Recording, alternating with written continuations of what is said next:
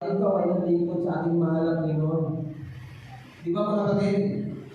Ang isang gawain sa ating mahal na Panginoon ay matatawag mo natin ng isang pagtitiis at pagtsatsaga alang-alang sa paglilingkod sa ating mahal na Panginoon. At kasama ko dyan mga kapatid sa pagtitiis na yan, hindi lang kaakibat yan yung gawa, hindi lang kaakibat yan yung effort. Kaakibat po yan mga kapatid yung ating mga karunungan na ginagamit para sa gawain ng ating mahal na Panginoon. Yung mga talento po natin, maging yung ating financial mga kapatid ay kasama mo dyan mga kapatid. Kaya hindi kayo magtataka na sa paglilingkod sa ating mahal na Panginoon ay mayroong mga sangkap na katulad yan. At yun ay kasama sa paglilingkod na binabanggit sa ating banal na kasulatan. Lalo na kung napag-aralan po ninyo yung katiwala, mga kapatid, yung mabuting katiwala o stewardship, mga kapatid. So ano naman yung binabanggit po dito mga kapatid sa unang talata dito sa 13? Marami po dito. Marami po ang mga taong kabilang po dito. Sabi na dito, yung sa malapad na daan, sabi dito, yung mga nagsisipasok sa malapad,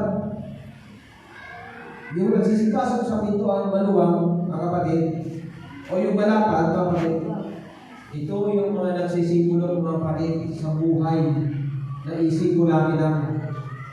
Ito yung mga taong kabilang sa mga tinatawag na sosyedad, mahirap at umayaman, sila yung mga taong walang pakialam sa ating mahal na Panginoong Diyos. Walang pakialam sa mga nangailangan, walang pakialam sa mga nakasulatan, mga kapatid. Sa madaling salita, walang paglilingkod na makikitaan sa mga tao ito, mga kapatid. Sila yung expose sa mga kasiyahan, sila mga kapatid yung expose mga kapatid sa tinatawag na mga makikita nyo sila sa mga libangan, diskohan, inuman, mga amusement mga kapatid. Sila yung mga taong hindi involved sa larangan ng pagpabalita ng ating mahal na Panginoon. Ito yun. Pero, mga kapatid, ginawin pa ng ating mahal na apostol na sila po mga kapatid ay magkakaroon ng buhay. Binanggit mo ba? Mga kapatid, hindi.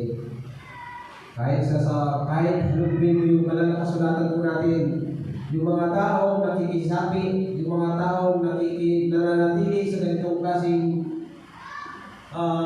makasanlibutan, sila po yung mga kapatid.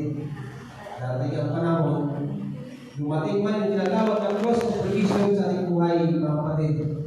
Hindi natin malalasap ang mga ng ating mahal ng buhay kung hindi tayo magbabago. Dalawa lang naman yung tinatawag sa Biblia. Dalawa lang naman, lalo sa sulat Ellen G. White. Dalawa lang naman yung tinatawag ng cross of provision. Sinasabi ni Ellen G. White, yung cross of provision, yung unang-una ay yung pagkamatay mo na hindi pa dumating ang ating mahal na Panginoon. Yun ay cross of provision na yun. Hindi mo na magagawa yung nararapat gawin na mabuti. Para ikaw yung klaro kung ikaw ay namumuhay na sa kasalanan. Wala ka ng panahon pa. Wala ka ng magagawa pa kung dumating ang ating mahal na Panginoong Diyos na nawalan ka ng hininga sa iyong buhay na ikaw ay nanatili ka sa kasalanan. Yun yung tinatawag na first close of provision. Yung namatay ka na hindi pa dumating ang ating mahal na Panginoon. Pangalawang second provision, mga kapatid, yun yung naratnan kang buhay na dumating ang ating mahal na Panginoon Jesus sa alapaha, yung binabanggit sa Tito chapter 2 verse 13 na darating ang ating mahal na Panginoong Diyos na si Jesus Cristo na taglay, mga kapatid, darating ang ating mahal na Panginoong Diyos no, kagilagilalas at daladala niya yung pagkakatupan gagawin niya sa mga tao yung buhay na walang tinatawag na mapalad na pag-asa yung pagdating ng ating mahal na Panginoon. Ngayon, kung hindi Kung tayo mga kapatid ay naratnan doon sa takpong iyon na buhay, at ikaw ay mabuti kong mga kapatid, yun yung binabanggit sa 1 Thessalonians 4, 15, 16 hanggang 17, na yung taong iyon na maratnan ko ng ating mahal na Panginoon, matatawag siya pag-asa. Bakit ano? Kasi sabi, pangako, sa Salika 14 at chapter 4 verse 15 hanggang 16 hanggang 17, siya po ay bababuhin ng ating mahal na Panginoon. Ang kanyang katawan may physical na inyo ay papalitan ng ano?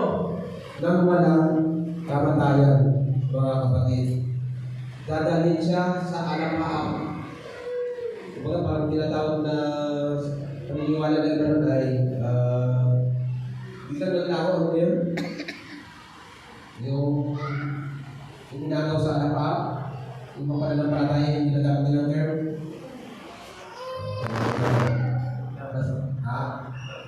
Yung rapture, end of the day. Rapture daw. Yun yun. Rapture naman talaga. Pero yung makasalanan mo, kapatid, na mararatan ko ng ating mahal na Panginoon, yung second condition na tinatawag, di ba, may yung kasalanan. Dumating po ang ating mahal na Panginoon na hindi ka nagbago. Mga kapatid, katulad ka doon sa pinapagat ng Biblia, na sumisigaw, na nagkatago doon sa yungib. Mahulog sa aming bato, mahulog ka sa amin, tapunan ako na hindi ko makayanan ang kaluwalhatian po ng ating, hindi ko makayanan ang